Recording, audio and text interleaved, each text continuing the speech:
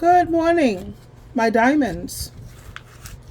When it comes to the people in your life, are they an asset or are they a liability? And I'm not just speaking about monetarily, I'm talking about also your energy and your time. Let's take a listen to this clip. Are they making a deposit? Hold on. Yeah, I feel like Are they making a deposit? There's one question you must ask about every person in your life, no matter how long you've known them. Does he or she ever make deposits in my life, or do they only make withdrawals? If the answer is withdrawals, then that's someone you need to distance yourself from immediately.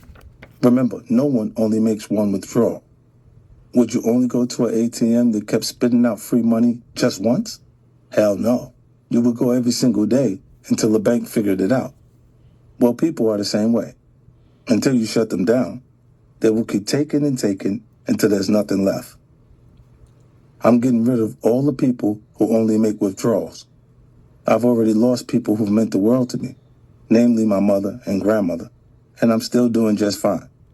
There is zero reason I can't cut all the other people that are trying to drain me instead of fill me up. This is why I don't particularly care if my father ever makes himself known to me. At this point, he would only be coming to make withdrawals from my life. There's nothing for him to deposit. I already have enough people like that in my life. Every day they look to make withdrawals from the bank of 50 cents.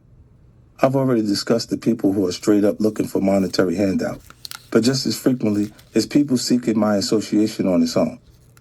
Hey, we got this phenomenal idea that could be a hit and make us some money, they say, before getting to the catch. We just need you to make it work.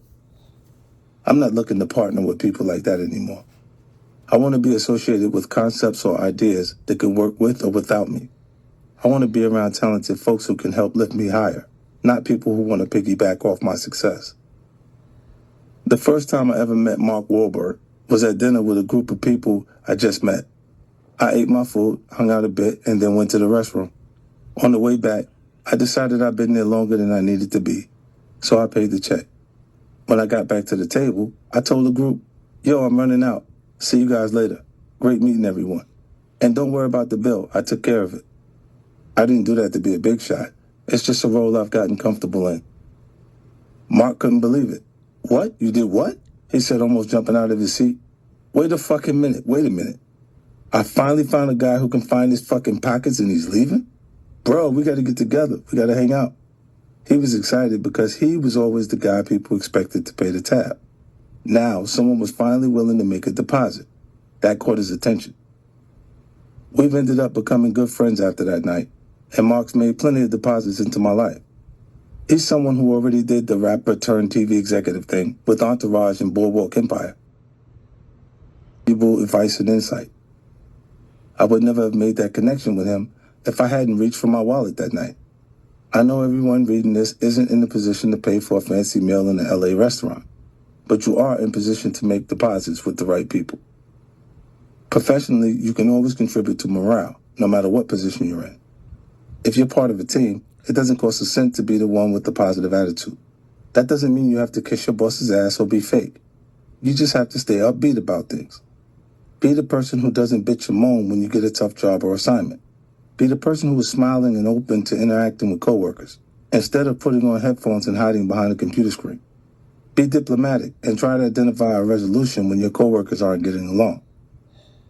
The easiest deposit you can make it work, but one that will pay off in the long run, is just to show up on time. You have no idea how aggravating it is for a boss when employees just roll in whenever.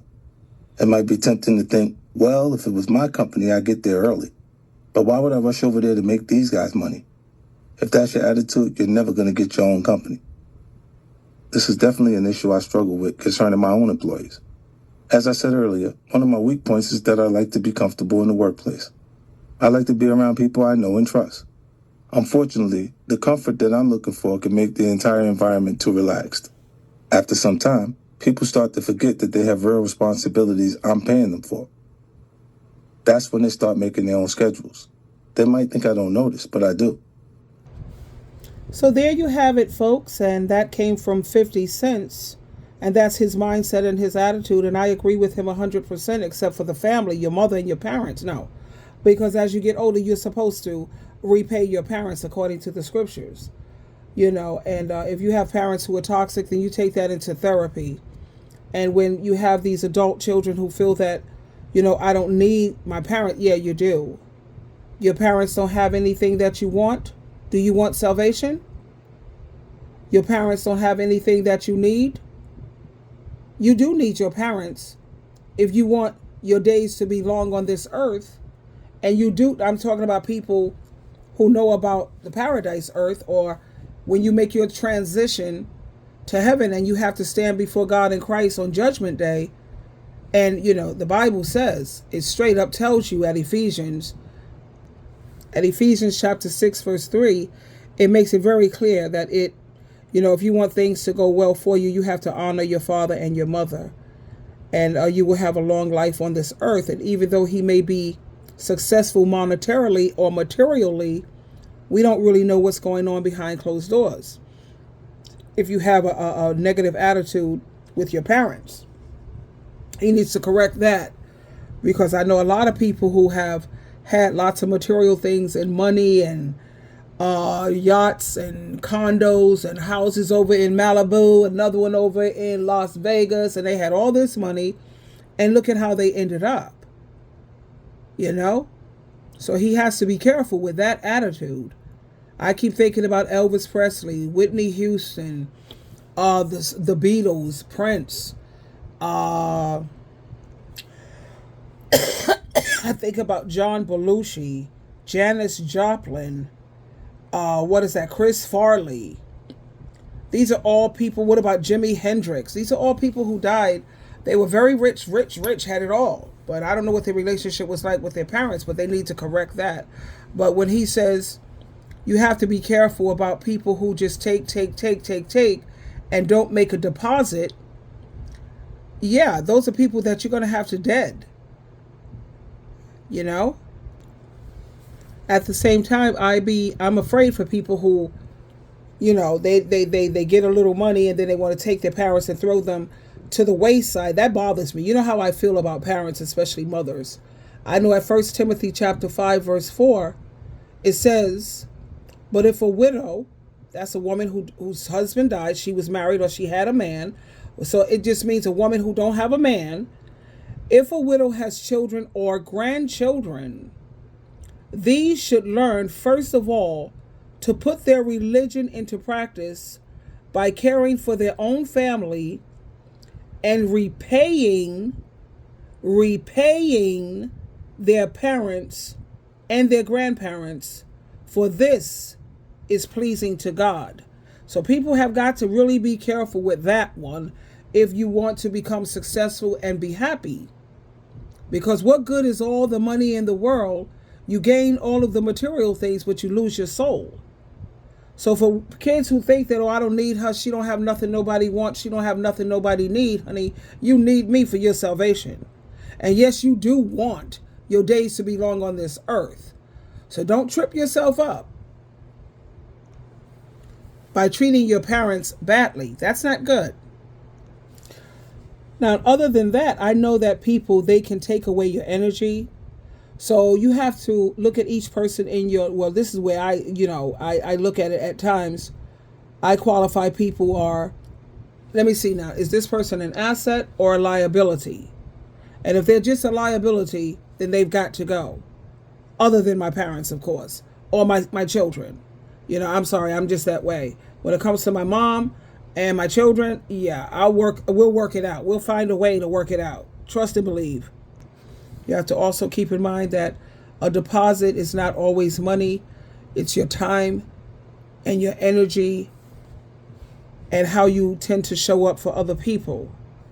Let me read some of these comments here. It says, can't lie, I'm about to buy that book. Well, he got whatever he said, a book or whatever. Iron sharpens iron. Okay, I hear that part. Let's see what else. Is this an audio book or whatever? He must have a book out. I don't particularly like 50 Cents, but what he's saying here, are very wise words. I have my reasons for not liking him, but that's my own personal viewpoint. And another person says, this is real talk. Liabilities have got to go. There are way too many users out here in the world. So there you have it, my beautiful diamonds. Be careful when it comes to your parents and your children, especially your parents, because I want things to go well for you. I really do.